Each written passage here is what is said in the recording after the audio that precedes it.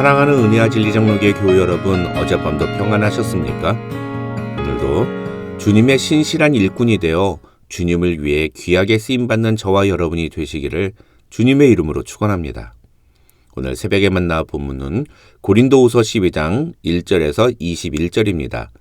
고린도후서 12장 1절에서 21절을 제가 읽어드리겠습니다.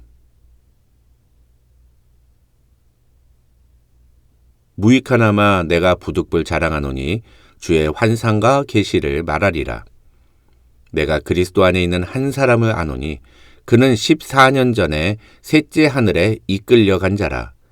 그가 몸 안에 있었는지 몸 밖에 있었는지 나는 모르거니와 하나님은 아시느니라. 내가 이런 사람을 아노니 그가 몸 안에 있었는지 몸 밖에 있었는지 나는 모르거니와 하나님은 아시느니라. 그가 낙원으로 이끌려가서 말로 표현할 수 없는 말을 들었으니 사람이 가히 이르지 못할 말이로다. 내가 이런 사람을 위하여 자랑하겠으나 나를 위하여는 약한 것들 외에 자랑하지 아니하리라. 내가 만일 자랑하고자 하여도 어리석은 자가 되지 아니할 것은 내가 참말을 함이라. 그러나 누가 나를 보는 바와 내게 듣는 바에 지나치게 생각할까 두려워하여 그만두노라. 여러 계시를 받은 것이 지극히 크므로 너무 자만하지 않게 하시려고 내 육체에 가시 곧 사탄의 사자를 주셨으니 이는 나를 쳐서 너무 자만하지 않게 하려 하심이라. 이것이 내게서 떠나가게 하기 위하여 내가 3번 주께 간구하였더니 나에게 이르시기를 내 은혜가 네게 족하다. 이는 내 능력이 약한 데서 온전하여짐이라 하신지라. 그러므로 도리어 크게 기뻐함으로 나의 여러 약한 것들에 대하여 자랑하리니 이는 그리스도의 능력이 내게 머물게 하려 함이라. 그러므로 내가 그리스도를 위하여 약한 것들과 능욕과 궁핍과 박해와 곤고를 기뻐하노니 이는 내가 약한 그때의 강함이라. 내가 어리석은 자가 되었으나 너희가 억지로 시킨 것이니 나는 너희에게 칭찬을 받아야 마땅하도다. 내가 아무것도 아니나 지극히 크다는 사도들보다 조금도 부족하지 아니하니라. 사도의 표가 된 것은 내가 너희 가운데서 모든 참음과 표적과 기사와 능력을 행한 것이라. 내 자신이 너희에게 폐를 끼치지 아니한 일밖에 다른 교회보다 부족하게 한 것이 무엇이 있느냐. 너희는 나에게 공평하지 못한 것을 용서하라. 보라, 내가 이제 3번째 너희에게 가기를 준비하였으나 너희에게 폐를 끼치지 아니하리라. 내가 구하는 것은 너희의 재물이 아니요 오직 너희니라. 어린 아이가 부모를 위하여 재물을 저축하는 것이 아니요 부모가 어린 아이를 위하여 하느니라. 내가 너희 영혼을 위하여 크게 기뻐함으로 재물을 사용하고 또 내 자신까지도 내어주리니 너희를 더욱 사랑할수록 나는 사랑을 덜 받겠느냐? 하여간 어떤 이의 말이 내가 너희에게 짐을 지우지는 아니하였을지라도 교활한 자가 되어 너희를 속임수로 취하였다 하니 내가 너희에게 보낸 자 중에 누구로 너희의 이득을 취하더냐. 내가 디도를 권하고 함께한 형제를 보내었으니 디도가 너희의 이득을 취하더냐. 우리가 동일한 성령으로 행하지 아니하더냐. 동일한 보조로 하지 아니하더냐. 너희는 이때까지 우리가 자기 변명을 하는 줄로 생각하는구나. 우리는 그리스도 안에서 하나님 앞에 말하노라. 사랑하는 자들아, 이 모든 것은 너희의 덕을 세우기 위함이니라. 내가 갈 때에 너희를 내가 원하는 것과 같이 보지 못하고 또 내가 너희에게 너희가 원하지 않는 것과 같이 보일까 두려워하며 또 다툼과 시기와 분냄과 당짓는 것과 비방과 수근거림과 거만함과 혼란이 있을까 두려워하고 또 내가 다시 갈 때에 내 하나님이 나를 너희 앞에서 낮추실까 두려워하고 또 내가 전에 죄를 지은 여러 사람의 그 행한 바 더러움과 음란함과 호색함을 회개하지 아니함 때문에 슬퍼할까 두려워하노라.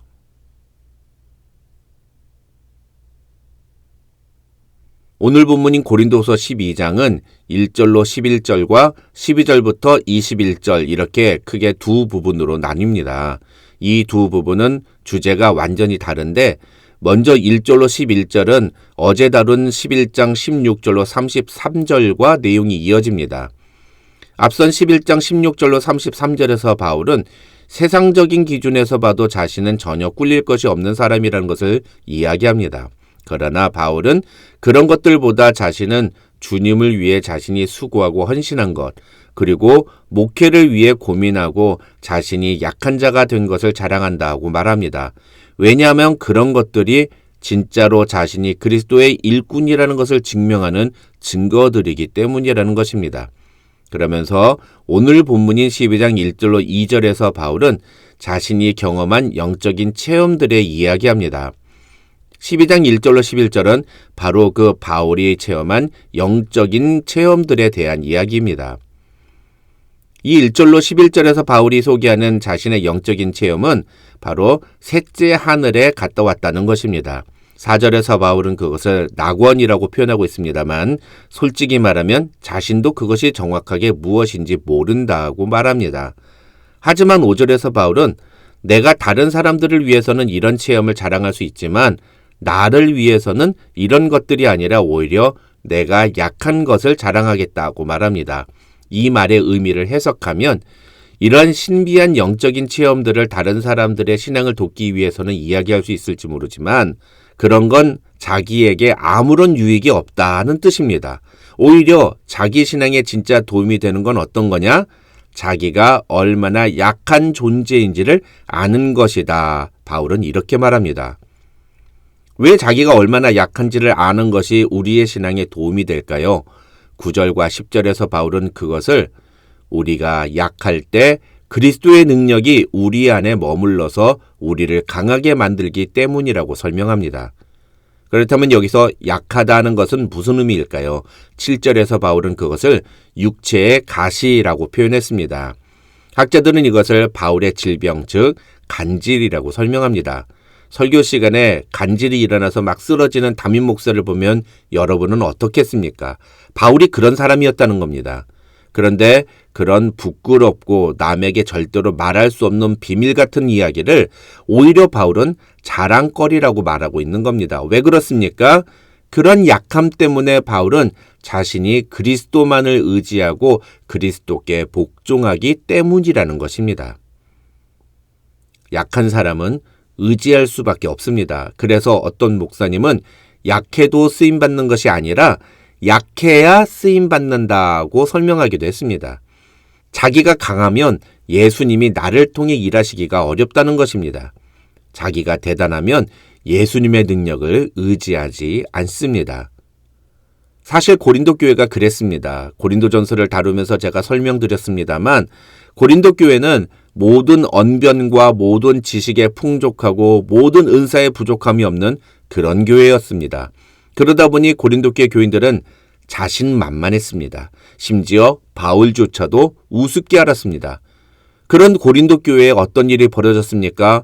오늘 본문 20절과 21절을 보면 바울은 다툼과 시기, 분냄, 당짓는 것, 비방, 수군거림, 거만함, 혼란, 더러움, 음란함, 호색함 이런 것들이 고린도 교회에서 벌어졌다고 말합니다. 자기가 얼마나 대단한 영적인 은사를 받았는지를 자랑하고 자기가 얼마나 성경을 잘 아는지를 자랑하고 자기가 얼마나 대단한 사람인지를 자랑했던 고린도 교회 교인들의 실제 모습은 교회가 보여주어야 할 모습들과는 완전히 다른 모습들이었던 것입니다. 10절에서 바울은 자신이 그리스도를 위하여 약한 것들과 능욕과 궁핍과 박해와 곤고를 기뻐한다고 말하면서 11절에서 자기는 너희가 지극히 크다는 사도들보다 조금도 부족하지 않다고 말합니다. 다시 말하면 자신이 다른 사도들과 똑같은 존재라는 것입니다. 그러니까 자신의 사도성을 의심하지 말라는 게 바로 이 1절로 11절의 내용입니다. 그 다음 12절로 21절의 내용은 한마디로 이야기하면 내가 너희를 얼마나 사랑하는 줄 아느냐 이런 말을 하는 겁니다. 바울은 그것을 이야기하면서 자신이 고린도 교회 교인들을 사랑하기 때문에 한 행동들을 세 가지로 표현합니다. 첫째는 자신은 끝까지 참았다고 말합니다. 12절을 보면 바울은 사도의 표가 된 것, 즉 자신이 사도라는 증거를 이야기하면서 내가 너희 가운데서 모든 참음과 표적과 기사와 능력을 행한 것이라고 말합니다. 여기서 바울은 자신의 사도성을 증명하는 증거로서 모든 참음을 가장 먼저 이야기하고 있다는데 우리는 주목할 필요가 있습니다. 사랑하면 참습니다. 우리는 그것을 콩깍지가 씌웠다고 표현하기도 합니다. 고린도교 교인들이 바울한테 했던 짓을 생각하면 당장이라도 관계를 끊어도 뭐라 할 사람이 아마 없을 겁니다. 그러나 바울은 끝까지 참습니다. 계속 편지를 보내면서 고린도 교인들을 설득하고 때로는 책망하면서 고린도 교회에 대한 기대를 버리지 않습니다. 왜 그럽니까? 사랑하니까 그런다는 것입니다. 그 다음 둘째로 바울은 자신이 고린도 교회를 너무 사랑해서 자신의 모든 것을 다 주었다고 말합니다. 15절을 보시면 바울은 내가 너희 영혼을 위하여 크게 기뻐함으로 재물을 사용하고 또 내 자신까지 내어주리니 라고 말합니다. 13절로 19절에서 바울은 거짓 사도들이 자신을 돈이나 밝히는 가짜라고 모한 것에 대해 강하게 변론하면서 자신이 그렇게 한 것은 너희의 덕을 세우기 위함이라고 말합니다. 사랑하면 자기 것을 아끼지 않습니다. 사랑하면 얼마든지 내 것을 다 내어줍니다. 로마서 8장 32절에서 바울은 자기 아들을 아끼지 아니하시고 우리 모든 사람을 위하여 내주시니가 어찌 그 아들과 함께 모든 것을 우리에게 주시지 아니하겠느냐고 말합니다. 사랑하면 다 준다는 것입니다. 셋째로 바울은 자신이 고린도 교회를 사랑하기 때문에 자꾸 걱정하게 된다고 말합니다. 20절로 21절을 보면 한글 성경에서는 두려워하고라는 표현이 4번이나 나오는데 사실 헬라어 성경에서는 이 단어가 한 번만 기록되어 있습니다. 그런데도 한글 성경이 왜 두려워하고라는 단어를 4번이나 기록했느냐 하면 그만큼 바울이 고린도 교회에 대해서 걱정하고 있다는 것을 강조하기 위해서였다고 학자들은 설명합니다. 바울이 걱정하는 것이 무엇입니까? 쉽게 말하면 너희가 아직도 그 죄를 완전히 해결하지 못하고 있는 모습을 볼까봐 걱정이 된다는 것입니다. 마치 부모가 자식을 염려하고 근심하는 것처럼 바울은 고린도교 교인들을 보며 걱정하고 있는 것입니다.